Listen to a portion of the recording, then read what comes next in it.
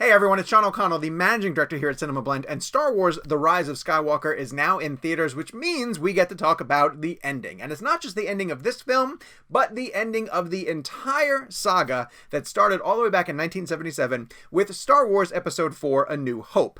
Obviously, we're going to have to get into major spoilers for Star Wars The Rise of Skywalker. I'm literally going to talk to you about the ending. So if you haven't seen the film yet and you don't want to know what happens, get out now. For the rest of you guys, let's continue on with our conversation about how J.J. Abrams decided to end Star Wars The Rise of Skywalker. Before we dive into that, though, of course, do me a favor, go down, hit subscribe, turn on your notifications so that every time we post a video, you can come over and watch it with us right away. The thing about Star Wars The Rise of Skywalker is that it doesn't have an ending that needs to be explained, so we're just going to kind of recap what happened and discuss whether it worked or didn't work. It's not like it's a big twist or there's a big mystery. This is literally the conclusion of the saga. But because of that, it's kind of hard to go back and figure out like where in the story I want to start the conversation of the ending, and I think it's going to have to begin with the final battle against Palpatine. You guys all know at this point now that J.J. Abrams decided to bring Emperor Palpatine back into the fold. Last time we saw him was in Return of the Jedi when he was tossed down a very large hallway, corridor, hole, tunnel. I'm not quite sure how you would describe that, but we thought he was dead. No, he's back, and the movie doesn't necessarily explain how he's back or why he was sitting there hanging out on Exegol with this fleet of Star Destroyers that he just didn't want to use. But anyway, he's back, big bad, and Rey and her team are going to go after him to stop him because the plot tells them that they have to. After Kylo Ren meets up with the vision of his late father, Han Solo, I'm not kidding you, that actually happened, he transitions away from Kylo and becomes Ben Solo and joins Rey in her battle against Palpatine. Well, Palpatine is thrilled that these two are working together because all he needs to do is harness their souls to suddenly become the most powerful being in the galaxy. And he gets a really sweet red shirt and red trimming on his robes, and he looks like he's going to be a total badass.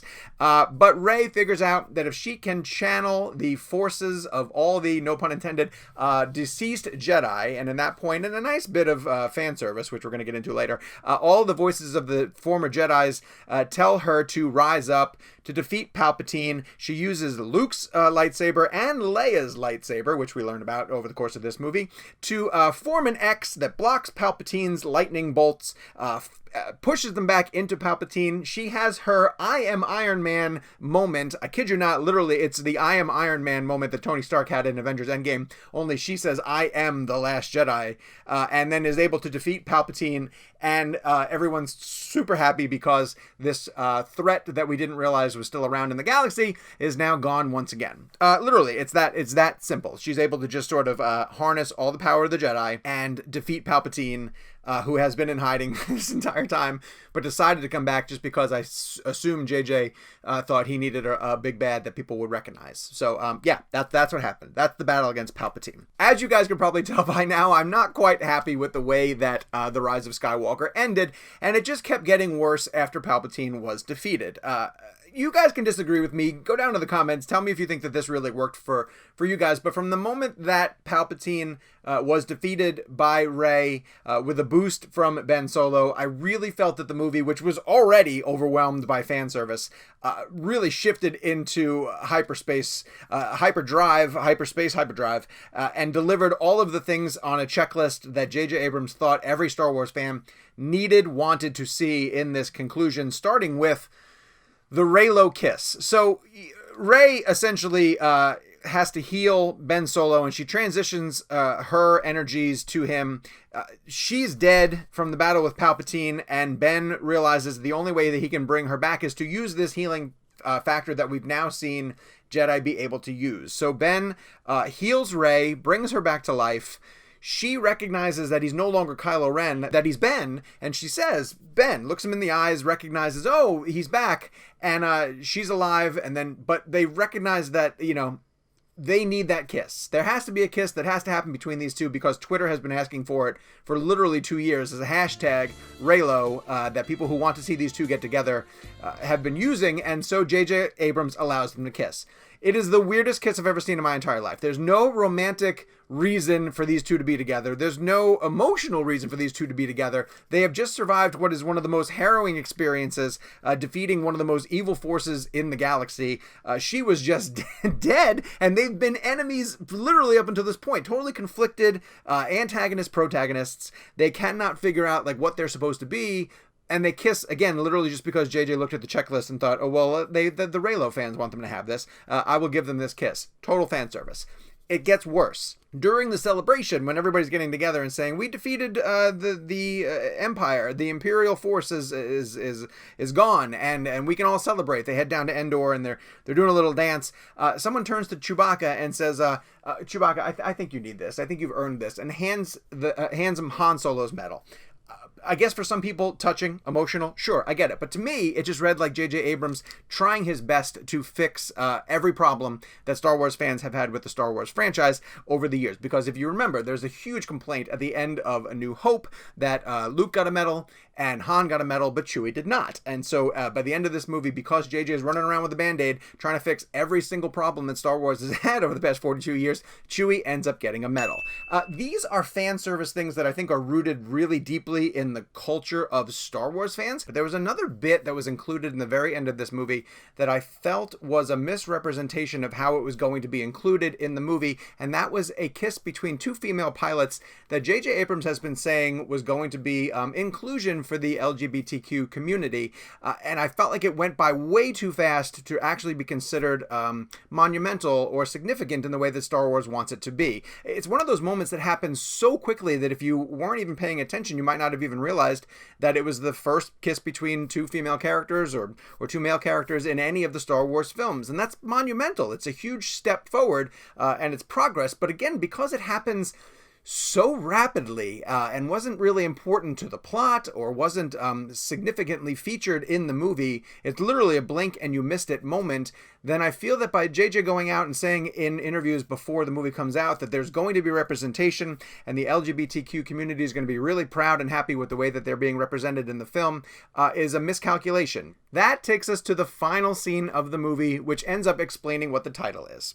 Rey, of course, has to go back to Tatooine, and we see her revisiting Luke's home building, area, neighborhood, planet. It's essentially the remnants of where he was from A New Hope, where this story started a long, long time ago in that galaxy far, far away. She takes the two lightsabers, the one that belonged to Luke and the one that belonged to Leia, and she buries them in the sand. Conveniently, an old lady is walking past the house as Rey is there and essentially asks her, "Who are you?"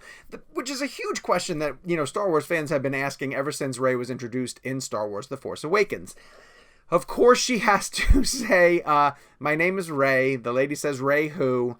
She looks into the camera and very solemnly delivers the line, Rey Skywalker. So while we learned in Star Wars The Rise of Skywalker that Rey's lineage was actually that of the Palpatines, she is going to adopt the moniker of Skywalker. And so the Rise of Skywalker in the title actually lends itself to be about Rey, who is now going to carry on the Skywalker lineage. It doesn't mean a whole heck of a lot in the moment, and she does look over and see the Force ghosts of Luke and Leia watching over her, and, that's great, I guess. That's really nice that they're going to be with her for the rest of her time. But by, turning her into a Skywalker, it doesn't have any real significance beyond her just having a name. The entire line of Skywalkers has been killed off now by this franchise.